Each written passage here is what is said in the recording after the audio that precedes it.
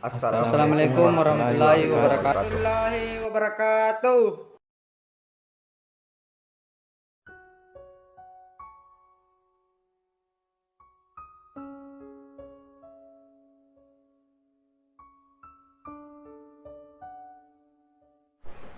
Assalamualaikum warahmatullahi wabarakatuh.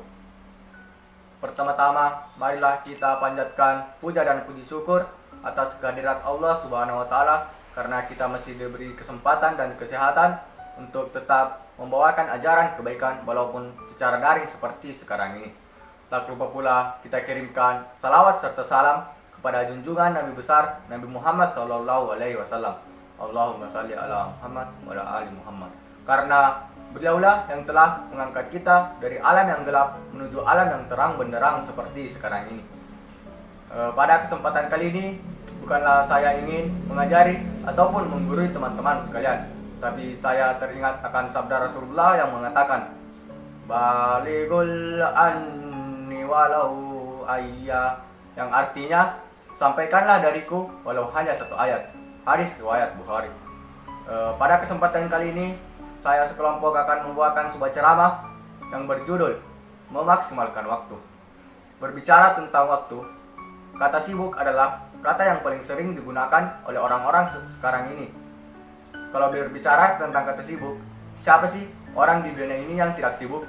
Semakin tinggi derajat, pangkat dan status sosial seseorang, maka semakin tinggi pula tingkat kesulitan dan kesibukan yang ia hadapi. Maka dari itu, gunakanlah waktu kita sebaik mungkin, karena Rasulullah SAW pernah bersabda, ada dua nikmat yang sering diabaikan oleh manusia, yakni kesehatan dan waktu luang. Hadis riwayat Bukhari.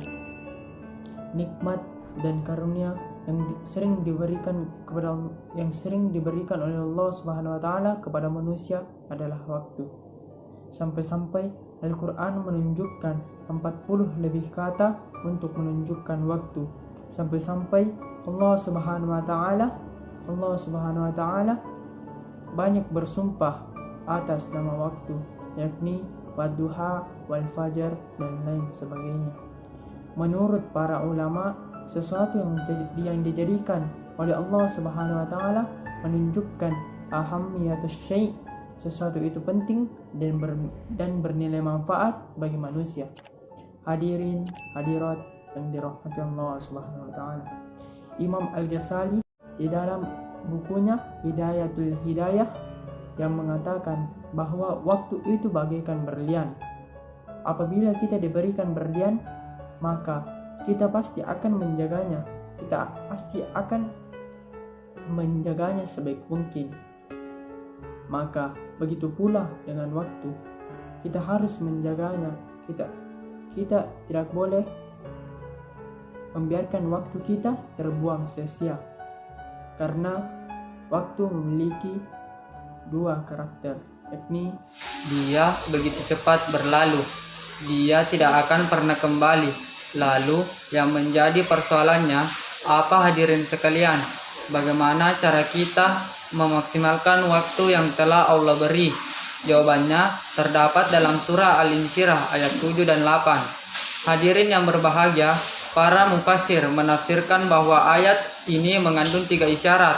Kita harus mempunyai planning atau rencana, karena apabila sesuatu tidak direncanakan, maka akan berantakan dan sia-sia.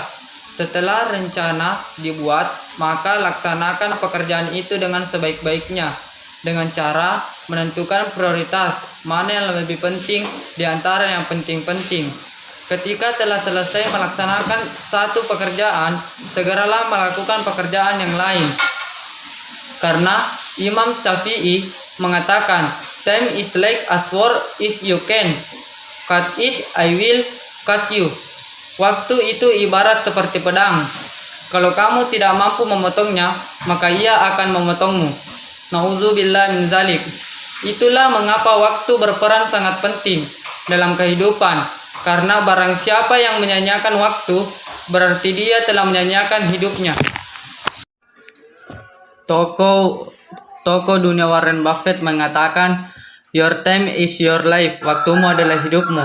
Akan tetapi sayang seribu sayang, banyak orang-orang di luar sana yang meluangkan waktunya untuk bersenang-senang sehingga dia menelantarkan dan mereka lebih suka mengerjakan sesuatu yang tidak dan sama sekali tidak mendesak seperti posting status di sosial media, Facebook, BBM, Instagram, Twitter, komen status, chatting sampai berjam-jam, sampai meninggalkan salat 5 waktu.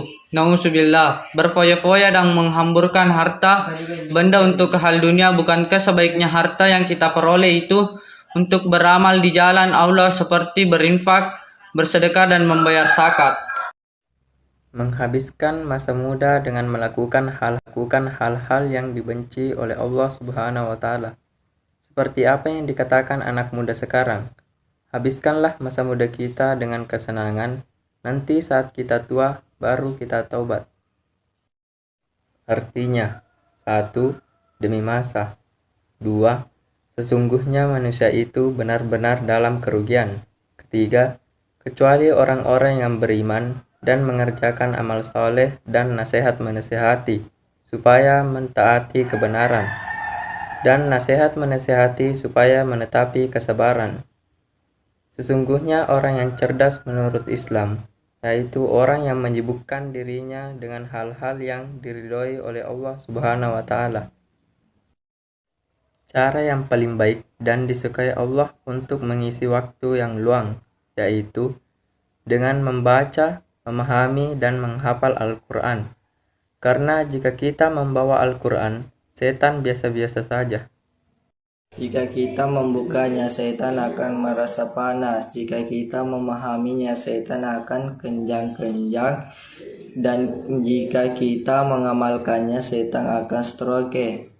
Maka dari itu, marilah kita memaksimalkan waktu dengan sebaik-baiknya sebelum datang 5 perkara, yaitu sehat sebelum sakit, muda sebelum tua, kaya sebelum miskin, waktu luang sebelum waktu sempit, hidup sebelum mati.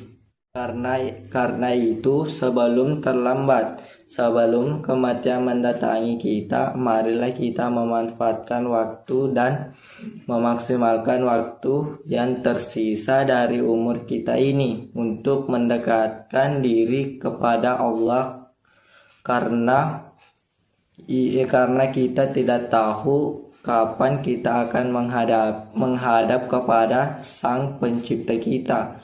Penyanyi religi Opich mengatakan, bila waktu telah berakhir, teman sejati tinggal amal. Barangkali itulah tadi yang sempat kami sampaikan.